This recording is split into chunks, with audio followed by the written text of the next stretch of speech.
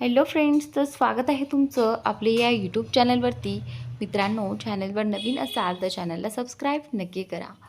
दोघांपैकी कोणी काही बोलण्याआधीच इशिता कबीरकडे पाहत म्हणाली, मला घरी जायचं आहे, कृपया तुम्ही मला घरी घेऊन चला. इशिताचं बोलणं ऐकून कबीरने रागाने तिच्याकडे पाहिलं आणि नंतर सोहेलकडे वळून पाहू लागला.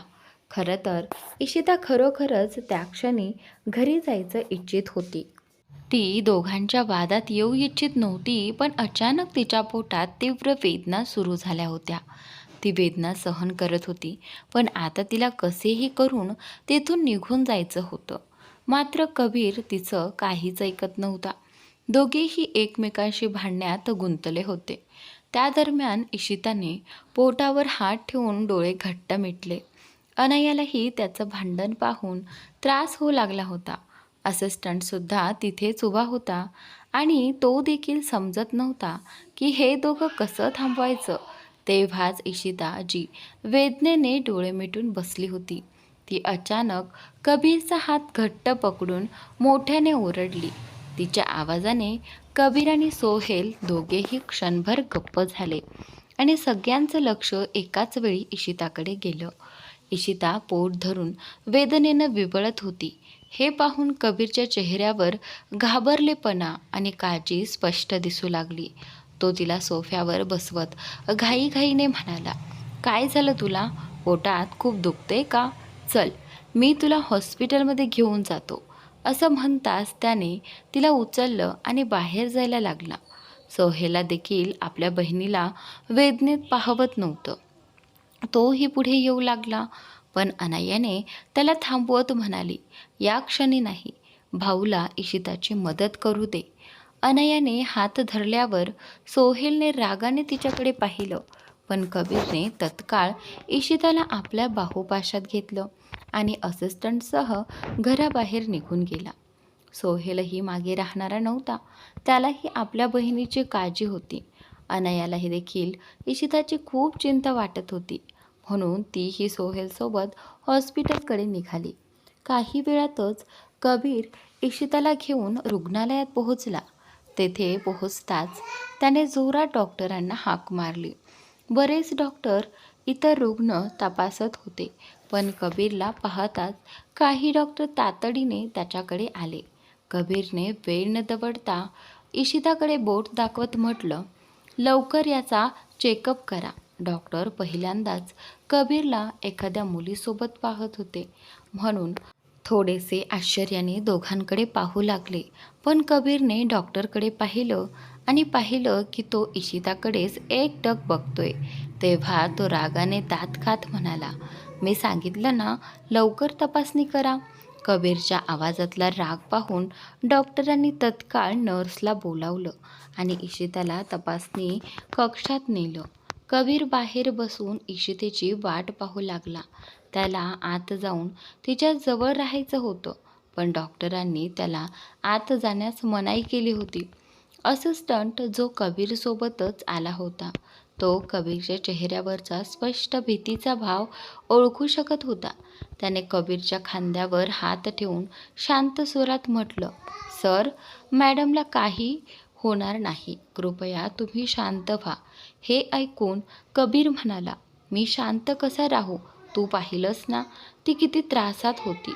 मला समजलंच नाही की तिला वेदना कधी सुरू झाल्या. तिनं काही सांगितलंच नाही. मीच वेडा होतो, जो त्या घटिया माणसाची भांडण्यात इतका गुंतलो की मला इशिता दिसलीच नाही. कबीरचं बोलणं ऐकून असिस्टंट त्याच्याकडे पाहत राहिला. तेवढ्यातच सोहेल आणि अनया रुग्णालयात पोहोचले.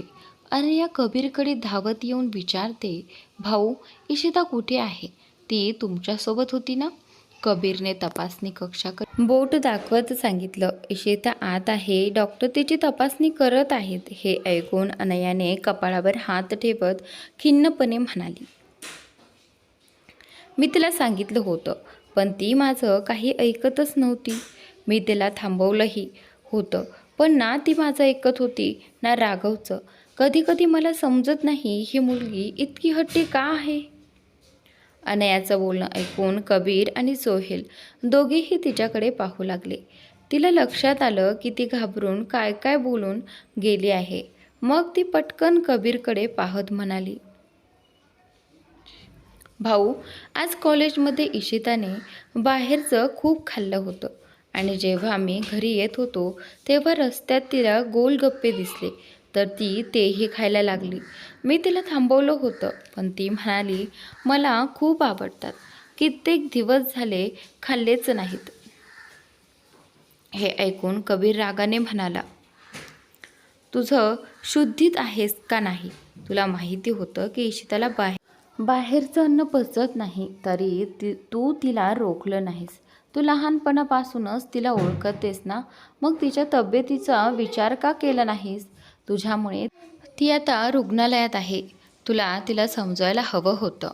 कबीरच्या या शब्दांनी अनया थिजून त्याच्याकडे पाहत राहिली. तिला राग नव्हता. तिला आश्चर्य वाटत होतं की कोणीतरी पहिल्यांदाच इतकं तिच्या मैत्रिणीच्या काळजीने बोलत होतं. कबीर काहीही बोलत नव्हता, पण त्याचे डोळे सगळं सांगत होते. आजवर त्याने कधीच कोणासाठी काहीही बोललं नव्हतं, पण आज तो स्पष्टपणे सगळं ऐकत होता. त्याचवेळी सोहेल देखील तिथेच होता आणि हे सगळं पाहत होता. अनय्याच्या चेहऱ्यावरचा उदासपणा पाहून तो कबीरजवळ आला आणि म्हणाला, तू अनयाला का काही बोलतो आहेस? चूक तिची असली तरी तिने सांगितलं ना, तिने तिला थांबवलं होतं. मी माझ्या बहिणीला अनेक वर्षांपासून भेटलो नाही आहे, पण बालपणी ती अशीच होती, हट्टी. जेव्हा ती काही ठरवते तेव्हा ती कोणाचंही ऐकत नाही, मग मी असो किंवा आई बाबा. सोहेलच्या बोलण्यावर कबीर रागाने त्याच्याकडे पाहू लागला, तर अनया आश्चर्याने त्याच्याकडे बघत होती.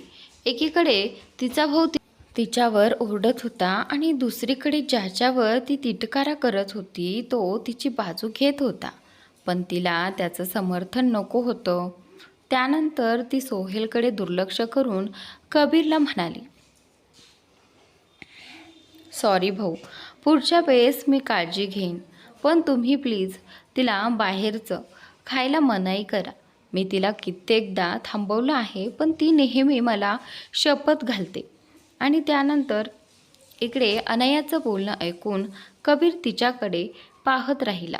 तो काही बोलणार एवढ्यात डॉक्टर चेकअप रूममधून बाहेर आले आणि हसत म्हणाले, जास्त गंभीर काही नाही, ती आता पूर्ण बरी आहे. बहुधा तिने आपल्या शरीराच्या क्षमतेपेक्षा जास्त खाल्लं म्हणून पोटात दुखू लागलं.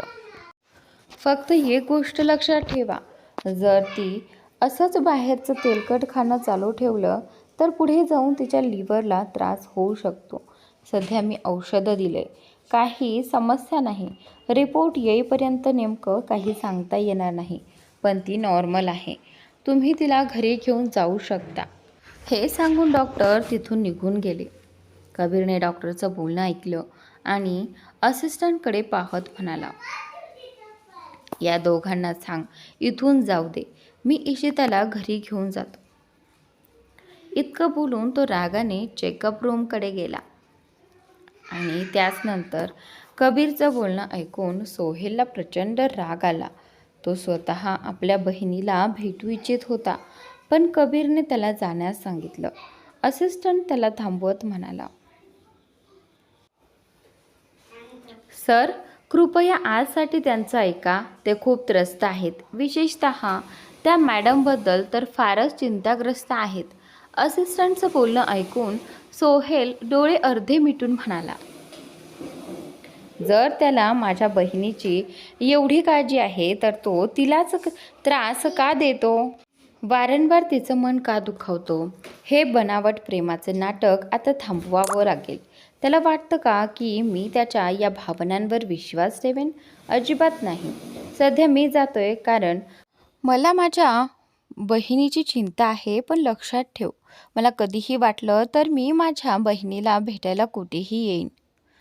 असं म्हणत सोहेलने अनयाचा हात धरला आणि रागाने तिथून निघून गेला. दरम्यान इशिता आत गेली तेव्हा त्याने पाहिलं की इशिता शांत बसली होती. नजर खाली होती.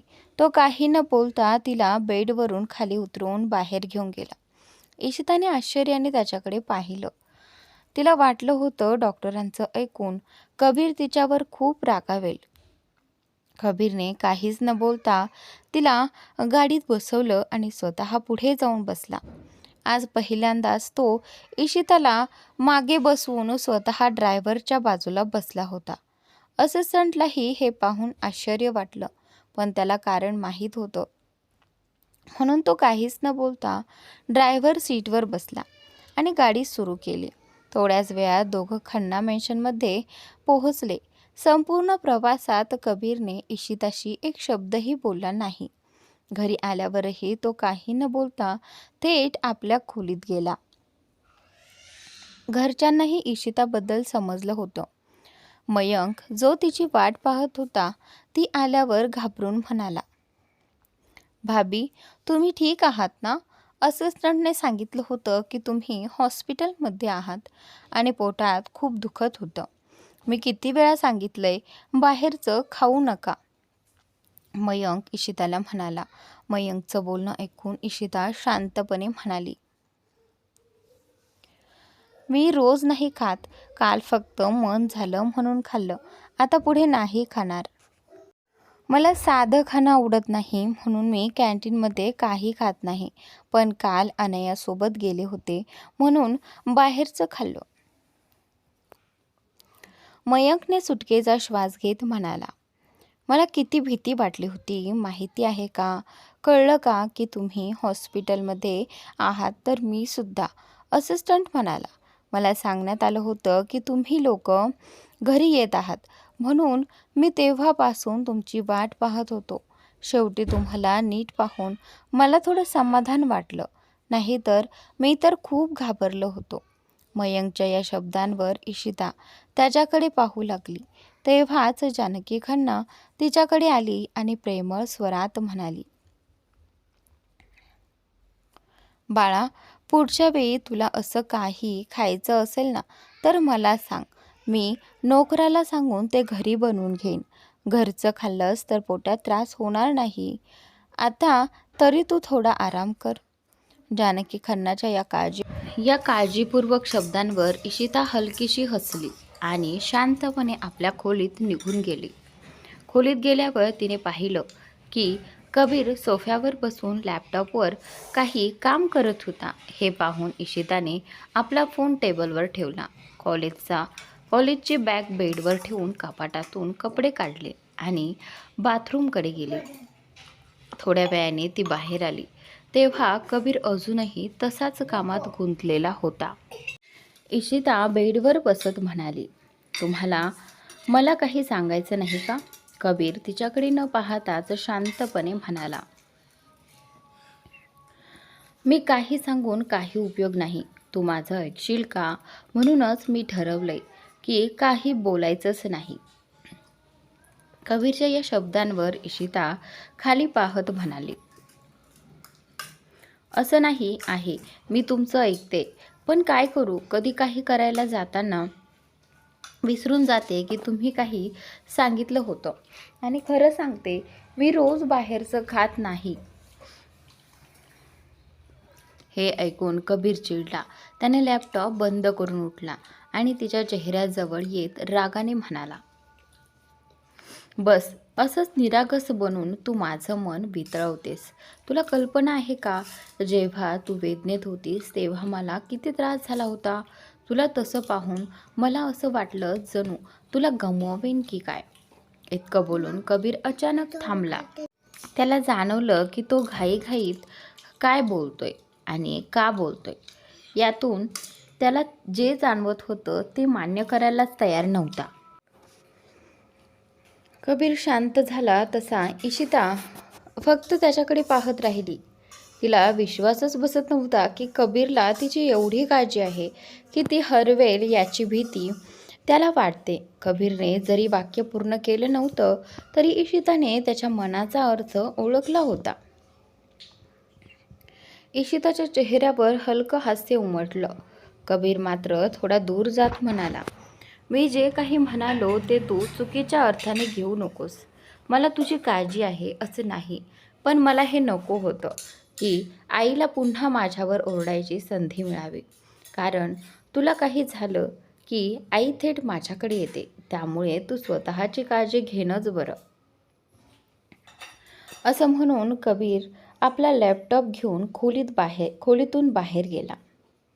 कबीर निघून गेल्यावर इशिता स्वतःशीच हसत म्हणाली, तुम्ही मान्य करा किंवा नाही, पण चुकून का होईना तुमच्या तोंडून माझी ही भावना बाहेर आलीच. तुम्ही मला प्रेम करता की नाही हे मला ठाऊक नाही, पण हे नक्की आहे की तुम्हाला मला गमवायचं नाही. आणि खरं सांगू, मला देखील तुमच्यापासून दूर जाण्याची भीती वाटते. मला वाटतं कुठे तुमच्या आयुष्यात दुसरी कोणी येऊ नये. पण आनंद याचाच आहे की सुरुवातीपासून आजवर तुमच्या नजरा फक्त माझ्यावरच आहेत. तुम्ही मला प्रेम केलं नाही तरी चालेल, पण माझ्यासोबत राहा, एवढंच माझ्यासाठी पुरेसं आहे. दरम्यान दुसऱ्या बाजूला कबीर स्टडी रूममध्ये जात होता. तेव्हा त्याने पाहिलं की त्याची आई जानकी खन्ना फोनवर कोणाशी तरी बोलत होती. तो तिच्याजवळ जात म्हणाला, इशिता घरी आली आहे. तुम्हाला भेटायचं असेल तर भेटू शकता. ती पूर्णपणे ठीक आहे. तुम्ही मेसेज केला होता, पण मी आधी पाहिला नव्हता. थोड्याच वेळापूर्वी वाचला. हे ऐकून जानकी खन्ना हसत म्हणाली, हो, मला मयंककडून कळलं. मी इशिताला भेटेन, पण तुला एक गोष्ट सांगायची आहे. उद्या तुला एअरपोर्टला जाऊन त्या दोघांना आणावं लागेल. ते काही दिवस आपल्या घरी राहणार आहेत. मला नाही वाटत त्यांना काही त्रास व्हावा. मयंकला पाठवू शकले असते, पण तुला माहीतच आहे तो त्यांच्याजवळ जाणार नाही. जानकीच्या शब्दांवर कबीर थोडं भुवया उंचावत म्हणाला, नाही, तुम्ही त्या दोघांविषयी बोलताय का? पण ते अचानक काय येत आहेत? आणि जर ते येत आहेत तर मयंकला घरातून बाहेर राहावं लागेल. मला माझा भाऊ त्रासात पाहवत नाही. तुम्ही काही बहाणा करू शकला असता. आणि त्यानंतर कबीरच्या या उत्तरावर जानकीने खोल श्वास घेत म्हणाली, मी समजू शकते, पण मी काय सांगू? ती माझी मैत्रीण आहे. आणि तुला आठवतंय ना, जेव्हा मला तिची गरज होती तेव्हा तिने माझी किती मदत केली होती. आता जेव्हा तिला माझी गरज आहे तेव्हा मी तिची थोडीशी मदत करू शकत नाही का? जानकी खन्नाच्या या शब्दांवर कबीरने एक खोल श्वास घेतला आणि तिला पाहत म्हणाला, ठीक आहे, मी त्या दोघींना घरी घेऊन येतो. पण एक गोष्ट लक्षात ठेवा, या सगळ्यात मयंकला कोणताही त्रास होऊ नये. तो खूप प्रयत्नांनी त्याच्या भूतकाळातून बाहेर आला आहे. पुन्हा जर त्याच्यासमोर तो काळ उभा राहिला तर कदाचित तो ते सगळं सहन करू शकणार नाही. त्यातच इशिता ह्या घरातच आहे आणि तिलाही काहीच माहिती नाही. त्यामुळे तुम्ही एकदा नीट विचार करा. बाकी मला काही हरकत नाही. असं म्हणून कबीर तिथून निघून गेला. कबीर गेल्यानंतर जानवी खन्ना खोल श्वास घेत स्वतःशीच म्हणाली, मला माहीत आहे, पण मी काय करू? जेव्हा तू आणि मयंक दोघं लहान होतात आणि मला बाहेर कामासाठी जावं लागायचं तेव्हा माझ्या मैत्रिणीनेच तर तुम्हा दोघांना सांभाळलं होतं. आता तिच्या मुली आपल्या घरी येत आहेत तर मी इतकंसुद्धा तिच्यासाठी करू नये का? मी तिला नाही म्हणू शकले नाही. आणि मयंकची काळजी नको, त्याला मी समजावून सांगेन. शिवाय तो घरात राहतो तरी कितीसा. दुसऱ्या बाजूला मित्तल मेन्शनमध्ये अनया सोफ्यावर बसलेली होती. तिच्या चेहऱ्यावर राग स्पष्ट दिसत होता. सोहेलने हे पाहून तिच्यासमोर ठेवलेल्या जेवणाकडे पाहत विचारलं, तुला काय वाटतं? मला कळत नाही का तू बाहेर खाल्लं आहेस की नाही? माझ्या बहिणीने जी यातना सोसल्या आहेत तशाच यातना तुलाही भोगाव्या लागू नयेत असं मला वाटतं. मला तुझी काही काळजी नाही, पण मला माहीत आहे तुला काही झालं तर तुझा भाऊ निरर्थक गोंधळ घालेल. त्यामुळे आत्तापासून तूही तेच अन्न खाणार जे माझ्या बहिणीला मिळेल. म्हणजे साधं आणि सुसंस्कृत अन्न. सोहेलच्या या शब्दांनी अनया संतापून त्याच्याकडे पाहू लागली. पण ती काही बोलणार इतक्यात दरवाजाजवळून आवाज आला. सोहेल आणि अनया दोघांनी दरवाजाकडे पाहिलं आणि सोहेलच्या डोळ्यात आश्चर्य दाटलं. अनया मात्र गोंधळलेल्या नजरेने दरवाजावर जवळ उभ्या असलेल्या मुलीकडे पाहत होती.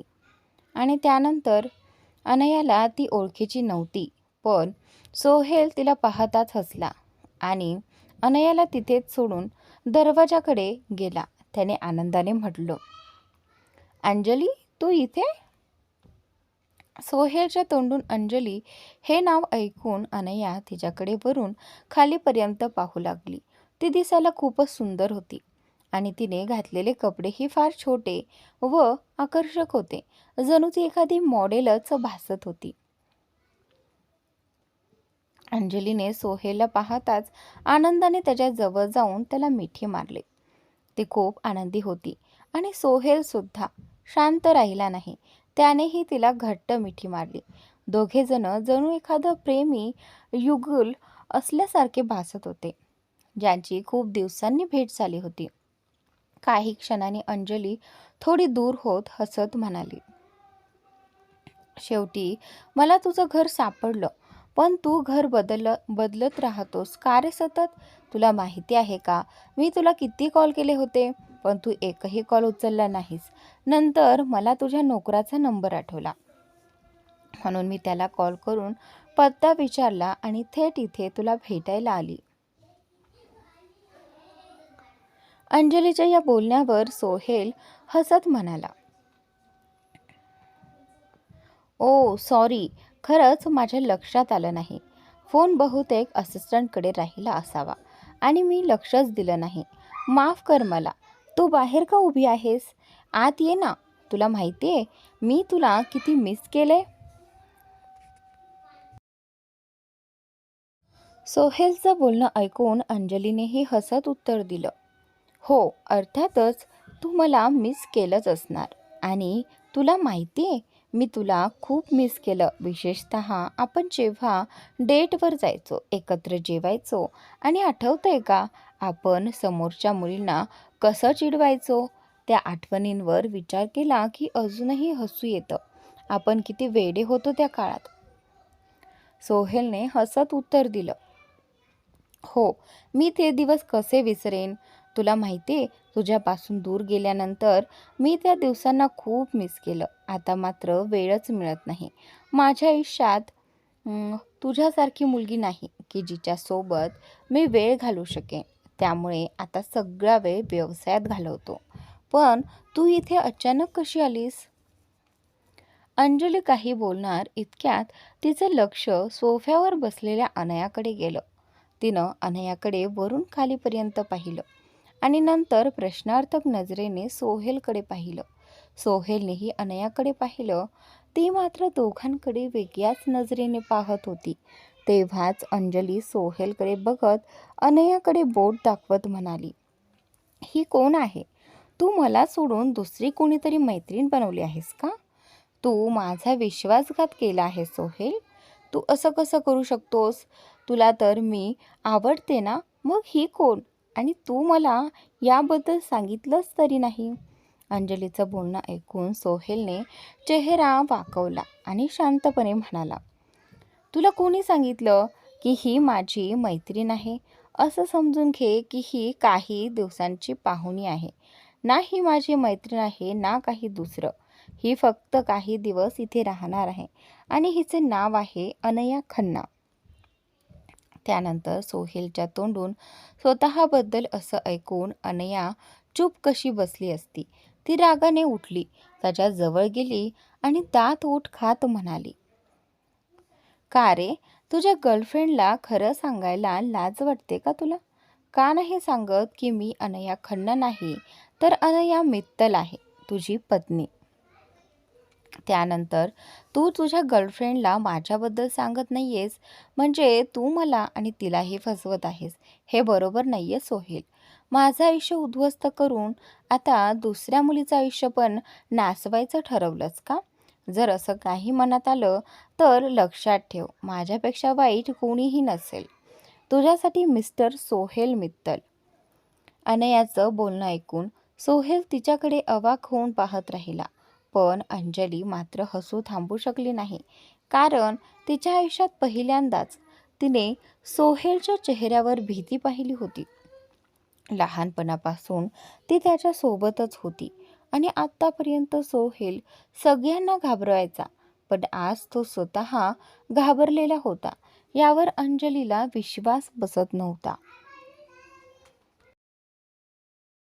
अनयाला लक्षात आलं की ती चिडून सोहेलच्या खूप जवळ आली आहे. म्हणून ती लगेच थोडी मागे झाली आणि अंजलीकडे वळून म्हणाली, ऐक, मी काही पाहुणी नाही. याने माझ्याशी जबरदस्तीने लग्न केले आणि मला घरात बंद करून ठेवले. तू खरंच याच्यावर प्रेम करतेस ना? तर घे, तुझं झालं. मला याच्यासारख्या शैतान नको.